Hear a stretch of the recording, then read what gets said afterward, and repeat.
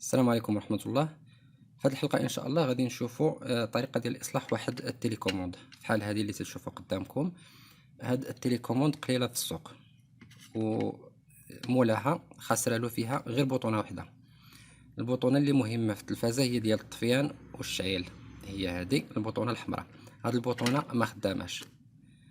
من بعد ما دار جميع الحلول، يعني شدها نيطوياها بالالكول او العطر وما خدمتلوش، جابها لي نصلحها ليه.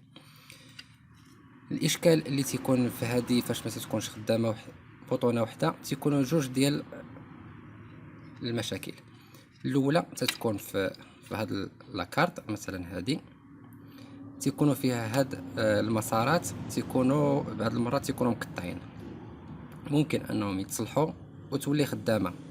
تتبع المسار اللي تيكون خاسر وتتحاول تلاقي بيناتهم وتيولي يخدم. الحالة الثانية هي اللي تتكون في هاد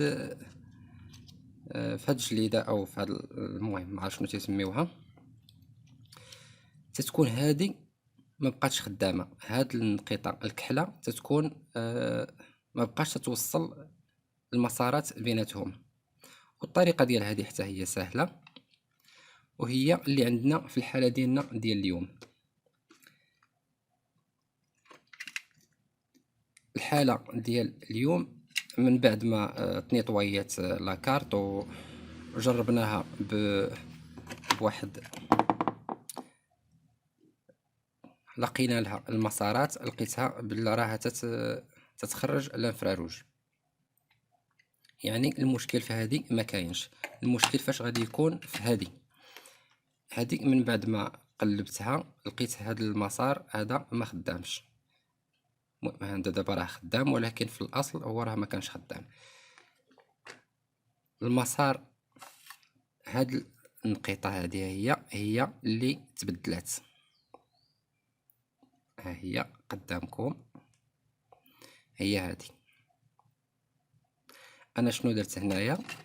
جيت جبت مقص ديال الظفار، شفت شي بلاصه هنايا ما خداماش في هاد ما تتكونش خدامه او اصلا هي ما كايناش. لقيت هنا واحد البلاصه، هذه هذه مقطعه ما كايناش حتى في هنايا ما كايناش. جبت مقص ديال الظفار، جيت لهاد البلاصه حيدتها هنا، حيدت ديك النقيطه الكحله حطيتها، وجيت حيدت النقيطه اللي عندنا ما خداماش. من بعد ما حيدت ديك النقيطه اللي اصلا خدامه، جبتها وحطيتها هنا في هذا المكان، جربتها لقيتها الانفراروج ولات خدامه. اذا المشكل كاين في هذيك. طريقه سهله وليت رديتها لهنايا، جبت كولا، حطيت واحد النقيطه هنايا، وجبت ديك النقيطه ديالنا اللي حيدنا من هذا المكان ورديتها لهنايا، والنتيجه خدامه 100%. اذا هذه بالنسبه لي، الا كان شي واحد ما لقاش تيليكوموند وعنده واحد البوطونه خاسره، اذا هذه هي الطريقه باش يمكن له يصوبها. واي تساؤل او استفسار خليه هنا في التعليقات وغادي نجاوب عليه ان شاء الله. وما تنساوش الاشتراك والضغط على زر الجرس باش توصلوا بكل ما هو جديد. شكرا على المتابعه، ونتلاقاو في الحلقه المجايه ان شاء الله. السلام عليكم ورحمه الله.